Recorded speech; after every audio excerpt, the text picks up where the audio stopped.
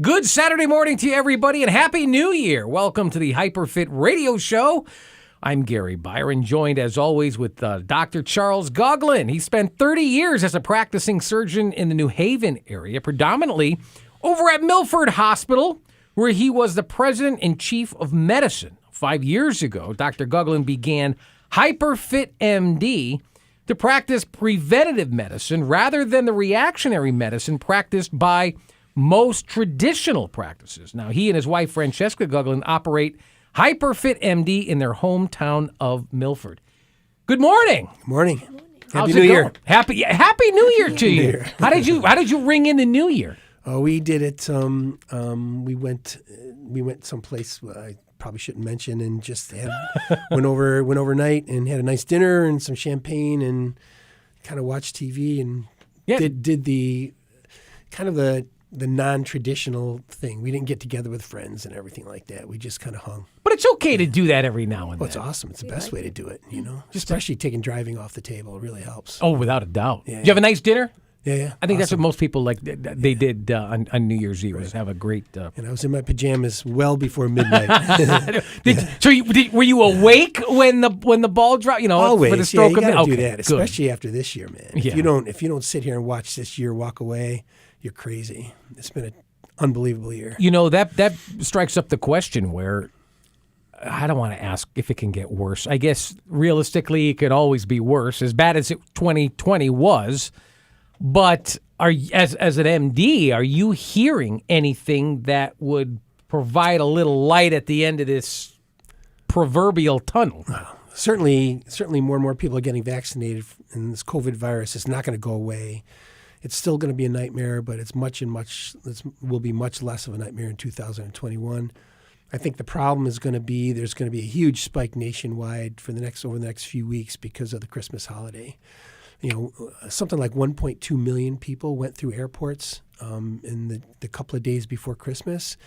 The number of people that are going to wind up getting sick from their traveling and then a significant number of those people went someplace where they were in a room with a whole bunch of other people. So it's these next few weeks, things are going to spike, and hospitals are just going to be in really bad shape. We're hearing about another strain, though, out of the UK since the last time. Well, I think maybe even we talked about this last week. I'm not sure. I don't know. But we're hearing that it's not as severe. Well, that this vaccination also works against this new strain coming out of the UK. Okay, so. Definitely, yeah. The vaccination works, but the problem with this new strain is that it is far more contagious than the one that we're used to here in the States. More people are getting it through minor exposure, but the good thing is the vaccine works for it. So, but COVID's been around for 100 years, right? I mean, it's a cold virus. You know, this is just a killer cold virus, is all it is. So, it's just a different strain of a coronavirus, which we've known about for years and years. So, why shutting down the economy and government and schools and for a cold virus? It's because it's killing people. Hello, 316,000 last time I looked are in the grave because of this. It's a lot of people. But not not directly, more indirectly, right? Where if you're of a certain age or over a certain age or a pre-existing respiratory issue. Not necessarily. That's part of it, absolutely. But that's part of it, absolutely. But you know, there is also the random teenager who dies from this, and the random healthy marathon runner who dies from this. You cannot bank on your level of health to keep you, number one, from having a severe case of this, number one, and number two, dying from it. There's no way of saying, from a cardiovascular standpoint, I'm in good shape. I run 3 miles 5 times a week. I go to the gym 3 times a week and lift weights. I eat super clean. You do all those things, and there's still a risk of dying from this virus. Could they have had a pre-existing condition that they weren't aware of? Sure. That's those kinds of things are legion. That's one of the things that one of the things we do in our practice has to do with uncovering occult health problems that people are not aware of at a time when you can do something about it. And in fact, we were talking a little bit about that. That I know for sure we were talking about last week, where oftentimes you're saving someone's life one day only for them to come back 5 years later with even a different issue or a different problem, and had you spent more time with them the first time around, you may have been able to prevent their second visit, right? Well, yeah. I mean, as a surgeon, this happens virtually every day in the sense that, let's say somebody comes to you with breast cancer or colon cancer. An unhealthy, maybe morbidly obese person comes to you with something that is life-threatening. You can operate on them and literally save their lives, but by the same token, you say goodbye to them 6 weeks later when they're healed from their operation, and they're just as unhealthy as they were when they came in, because you've had very little, especially as a surgeon or even as an internist who just doesn't have the time to spend with people. These people, their hearts are all in the right place, absolutely. They just do not have the time to spend with people to help impact the way that they live, impact their kind of the proclivities that is making them sick on a constant basis. And so there is that level of frustration where you meet somebody, you do something, you operate on them, you help them with whatever that specific problem is, but they walk out of your practice 6-8 weeks later just as unhealthy as they were when they came in. So that's one of the driving forces behind this practice. But if you're able to spend more time with them, you can dissect it a little bit more and get a more comprehensive overview of someone's health overall? Absolutely.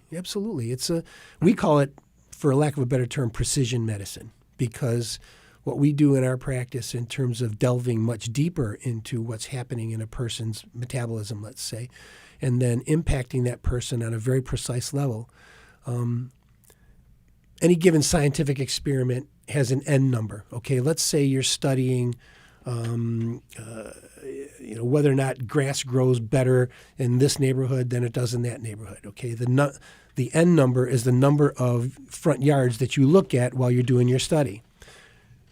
In our practice, we talk about N of 1 precision medicine. In other words, every single patient is a scientific study that we are embarking on learning everything we possibly can about them to help them get past whatever health problems we uncover, or whatever health problems they come to us with at the very beginning.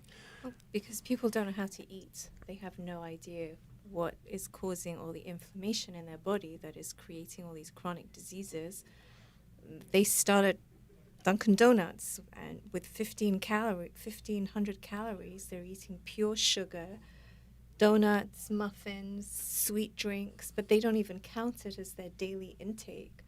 That's before they even start their day. They have no idea what they're doing. But try to convince someone not to have a morning cup of coffee to help wake them up. Never would. As a person that drinks a cup of coffee every morning. And for full disclosure, I'm not gonna. Yeah, of course, so do I. Well, coffee is coffee, but they don't just have coffee. Well, you put a little half and half in a lump or two of sugar. There's nothing. There's absolutely nothing wrong. A lump of sugar is like 11 calories. There's all those sweet drinks that they. Okay, so you mean consume. You mean like these fruit drinks that are it's really no fruit at all? Pure sugar. Yeah, pure sugar. Hawaiian punch. All those coffee drinks. Vanilla coffee with cream. I mean, real cream. Vanilla macchiato with yeah. Those are those are more like desserts more than. You're not kidding. Yep. It's an after dinner drink. Like that. Well, okay, no. I'm talking about getting up in the morning and having a morning cup of coffee because you need the caffeine to wake you up and. Yeah. Right. And listen, I mean, there's nobody that you and I'm not even going to bother going down this road to convince someone not to drink a cup or 2 cups of coffee, and that's American way. Look, there's certain things that are embedded in our culture that you're not going to do anything about, okay? First of all, they've been trying to prove that caffeine in coffee is bad for us for 100 years, and they haven't been able to. And then the next week it's good for you, and then 2 weeks later it's not good for you again. It's like I can't make heads or tails of this. The one thing we know about it is that drinking coffee tends to spike your serum cortisol levels, and serum cortisol is a fat storing hormone. So a lot of people talk about coffee in that regard, but by the same token, I drink coffee every morning. Yeah, me too. In the afternoon when somebody's talking to me and they're going on and on and on, and I'm doing that head dance, I'm going to get a cup of coffee also. So, yeah. What made you leave a lucrative career in surgery to set out on your own in a risky business venture? Well, first of all, general surgery isn't that lucrative. So What do you mean it's not it's a very steady income, and it's an upper middle class income. I'm very comfortable. I'll say that. I was very comfortable. I reached 60 years old. After years and years of watching surgeons operate way too late in their careers to the point where they either needed help or they were working too slow or were forgetting things, that kind of thing. I never wanted to be that kind of surgeon. I always wanted to, like Derek Jeter, I wanted to leave at the top of my game, right? Yep. That makes sense because if you're not doing that, you're going to hurt people down the road. So that was part of it. Part of it was But 60 is still kind of young. I'm sorry to interrupt you, but 60, Sure. if you had said that at 70 or 68 maybe, 67, 68, I'd be like, wow, that's pretty noble of you. Mm-hmm. But I don't look at 60 Yeah. as how you're describing it. Sure. Where you start to lose your, well, I guess theoretically you can lose cognitive skills at any age, I suppose. sure. But generally speaking, Yeah, I mean, that's my point. A 60-year-old surgeon should be at the top of his game. yeah. And, part of it was taking call, every third night. There's that aspect of it. There's worrying about people. It's very stressful because general surgeons take care of some of the sickest people in the hospital. And so there's always somebody that you're worried about that you're losing sleep over, that kind of thing.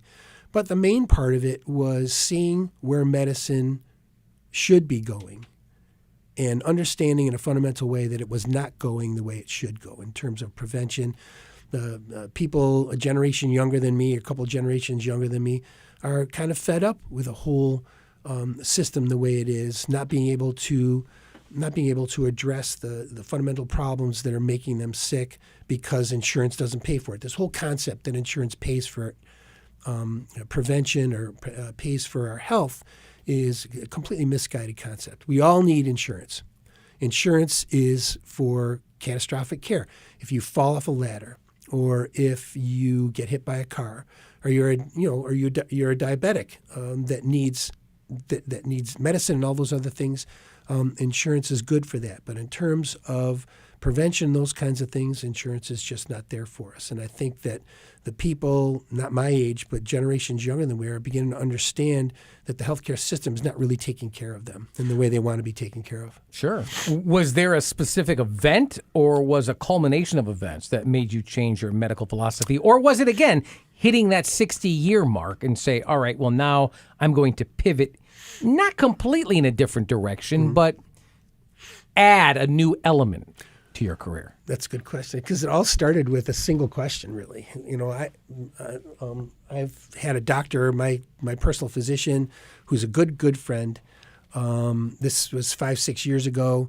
I was going to the gym 3 times a week. I was biking and running, and I was eating fairly cleanly, and yet I was just turning into an apple. I couldn't figure out why, and I was just getting unhealthy. And I thought probably it was my testosterone levels dropping off. And I said to him, let's just on my next blood draw, let's just draw serum testosterone level and see what that looks like. And he said, oh, you don't need that.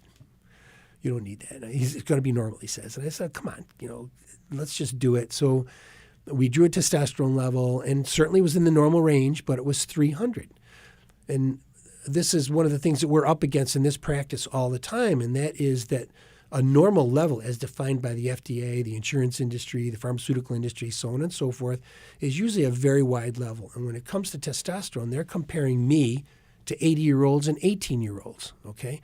Mine was closer to a level that is an 80-year-old's level, but is considered normal by the allopathic community. So I started looking into it. I said, I'm going to fix this myself. And I started going to conferences and that sort of thing. I started to learn about age management medicine, that it is actually a subspecialty, not a recognized subspecialty, but it isn't a subgenre, let's say, of age management and prevention. And I really learned to love it and to learn, number one, that there is boatloads of science behind this stuff, okay? A lot of docs have a bias against this stuff. What we do because they learned what they learned in medical school and haven't really learned anything else about it since then. It's called a confirmation bias. It's a very common thing. And confirmation bias basically means that the first thing you learn about something is the thing that you retain for the rest of your life. Okay, and in medical school, we learn a lot of things about this stuff. And there's all sorts of science studies done in the 90s and early 2000s, especially on hormone replacement in women, that was done with bench-made hormones. We're going to talk about this down the road, so I'm not going to talk about this any further right now. But learning all this really pushed me in this direction towards opening a practice. I met Francesca, who used to run a Cenogenics practice down in Florida. So she had lots of knowledge about how to open a practice like this. And the rest is just kismet, I guess, whatever that word means. I'm not sure what that word What is means. your role in this then, Francesca? I mean, I know that you're the window to the company. So people hear your voice and see your beautiful smiling face as soon as they walk in the door. But you're more than just a pretty face sitting behind the desk. She does everything. Yeah, I kind of gathered that. Yeah. But you obviously have business management skills because she, as you just articulated, that she knows how to open these kind of facilities up. Yeah. I just have a lot of relationships with a lot of people for many, many years because I've been in the industry, I would say, for the last 15 years. Mm-hmm. So I'm also the education manager for the age management medical group. So I mentor a lot of doctors as well and help them set up practices. She does it for free, which really galls me.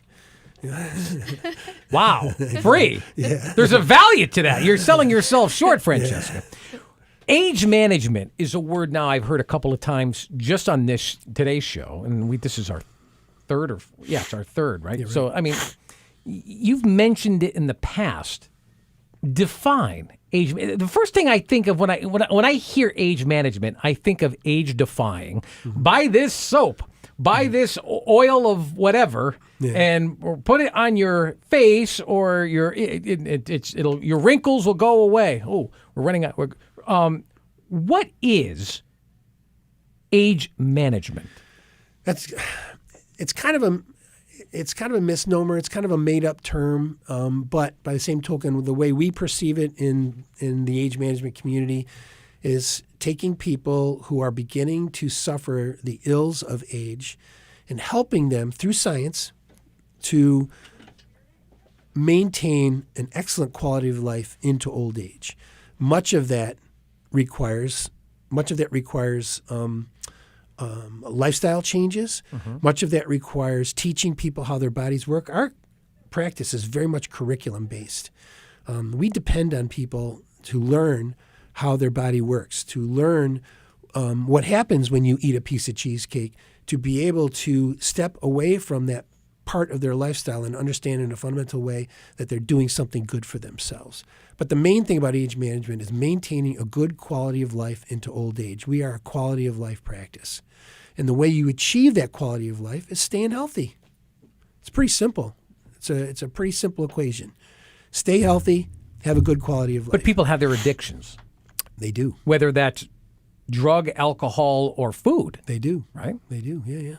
We all have it. We all have issues that we have to manage really on a daily basis to maintain that quality of life. You know? Folks, you are listening to HyperFit Radio with Dr. Guglin. I'm Gary Byron.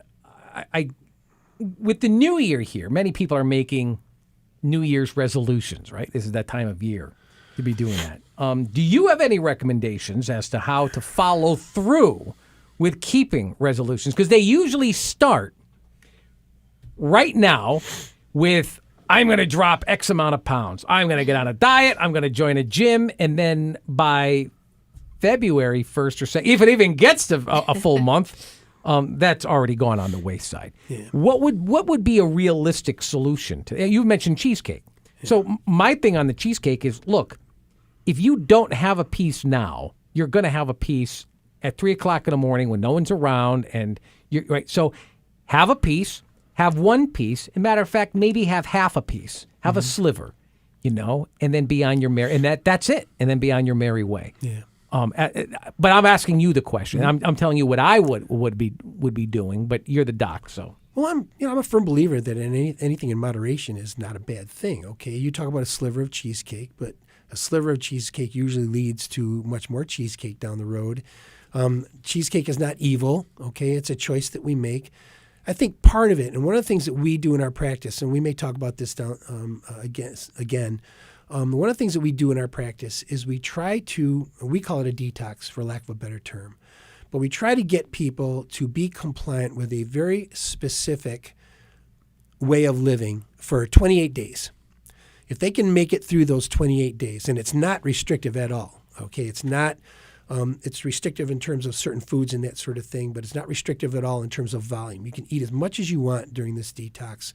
And there's a lot more to say about it. But at the end of those 28 days, if this person has been compliant, they can tap into the way they feel by changing very specific aspects of their lifestyle. Eating a low-carb regimen, for instance, for 28 days lets you tap into how carbohydrates make us just stupid and logy all day. Yeah. Okay? Stopping alcohol for 28 days makes us understand how that brain fog that we wake up with in the morning is gone. Third day that you go without alcohol. And a lot of people just have a glass of wine at night and stuff like that, but that affects your sleep, okay? Small amounts of alcohol are a stimulant. So if you go 28 days without drinking any alcohol and you eat good food for those 28 days, you're going to lose those first 8 pounds, okay? Easily lose it without even watching it come off. And then you can tap into just how good you feel living that way. And then it's easy because with a little bit of mentorship and a little bit of helping them to remember how that felt like and allowing them to watch over time how this changes the way their body works, really goes a long way towards getting them there. Is this DNA based? Sure, everything is DNA. I mean, this is a flip answer to your question, but there are very definitely genetic aspects of a person's makeup that makes them more prone to gaining fat or less prone to gaining fat. There's no question about that. We all know that intuitively. So it's a lifestyle change. What happens after the 28 days? Do you go into a maintenance phase or do we turn into Oprah Winfrey where we lost all this weight and then we put it all right back on after the 28 days? No, that would be even worse. What I do is I tell them to go out and eat a plate of pasta and then call me in 2 hours and tell me how you feel. You already used the word. They're going to feel logy. They're going to feel like a ton of bricks are in the pit of their stomach. And I'll remind them that they've been feeling that way their entire adult life. I'll just remind them. Eating clean, they just feel amazing. But don't you need carbs in order to do cardio? Sure. So you can't be completely carbless. No, we're not talking about keto. We don't talk about ketogenic diet here in this practice at all. Basically what we try to preach is the basic Mediterranean diet, okay? Good lots of vegetables, good clean protein, and sure, carbohydrates. If you want a piece of bread, eat a piece of bread. Don't eat a loaf of bread. Don't, that kind of thing. Anything in moderation. Other people eat, that's a lot of bread, yeah. Right? Pasta is it can be a cultural food too, though. I'm Italian. I'm half Sicilian. Yeah. So. Yeah, pasta was on the table 3 times a week growing up. So. Okay, so you know where I'm going. Absolutely. That can be more difficult for some people than others, though. Yeah, it is. But Francesca and I, we eat pasta maybe once or twice a month nowadays, and because I don't feel great after I eat it anymore. It's after making those changes in lifestyle, you begin, like I said, to tap in how good you feel. So. It's so difficult. I got to wrap things up in about 2 minutes, but really quickly, can you just talk about detoxification and what it is, or how can a doctor help with detoxification? Let me put it that way. All right. The detox that we're talking about here is a very specific regimen. It's a series of shakes and supplements, along with what naturopaths call an elimination diet. Basically, what you're doing is eliminating certain foods that are not toxic, but taxing to your liver. Your liver is the major detoxifying organ in your body. It's really the only one, okay? And it detoxifies everything in a 2-stage process. And that 2-stage process gets all bollocksed up because of all of the toxins that we consume on a daily basis. So basically what this detox does is, number one, it helps to heal your gut. We can talk about that anytime. That's a long story. Helps to heal your gut, and it helps to get your liver working on all 8 cylinders again, so that you're actively detoxifying everything that you're eating, the air that you're breathing, the things that you're drinking, so on and so forth. And that's what I mean when I say an elimination diet. Basically, by the end of this 28 days, you're basically eating clean protein and lots of green vegetables. And your body loves that. Yeah, I was right about to say, well, there's nothing wrong with that. Yeah. Folks, if you've got a question that you would like to ask Dr. Guglin, there is a way for you to do that. We are proud to announce an email account dedicated specifically to this radio show. It's very simple. You don't even have to write this down. Usually, my memory is so terrible, I've got to write everything down. But this one is so easy, it's already into memory. HyperFitRadio@gmail.com. I was going to screw that up purposely so you could say, Gary, you forgot it. But then, no, hyperfitradio@gmail.com. That is the email address you should use specifically for this radio show if you would like to ask Dr. Guglin a question. Because I could, like you were saying earlier, there's many different directions. We can really get into the weeds on a lot of these and Right. on a myriad of topics, which we'll as we progress, we'll certainly do that. If you, however, would like to make an appointment, if you're already saying to yourself, "Oh, all my questions are already answered. I want to get on this program right now." Before I give you the phone number, check out their website. I always like to poke around there because I'll come to the doc or I'll come to somebody with questions that I already have, and then if I go to their website afterwards, I'm like, "Oh man." It sparks up other questions that I wish I should have asked when I was just on the phone with them. So go check out their website first. It's hyperfitmd.com. Again, hyperfitmd.com. Spend some time there. Then give them a buzz. Make an appointment. Ask your questions. That's what they're there for. Area code 203-890-9777. Easy email address, easy website, even easy phone number. Look at that. They can make an appointment right on the website, too. Oh, they can do that as well. Yeah. HyperFitMD.com is the website, and the phone number is area code 203-890-9777. And once again, if you've got a question for this radio show, we'll be happy to maybe have you answer it right here on the airwaves. hyperfitradio@gmail.com. For Dr. Charles Guglin, also his wife Francesca, I'm Gary Byron. Thanks so much for listening, my friends. Until next week, have a good one, everybody. So long.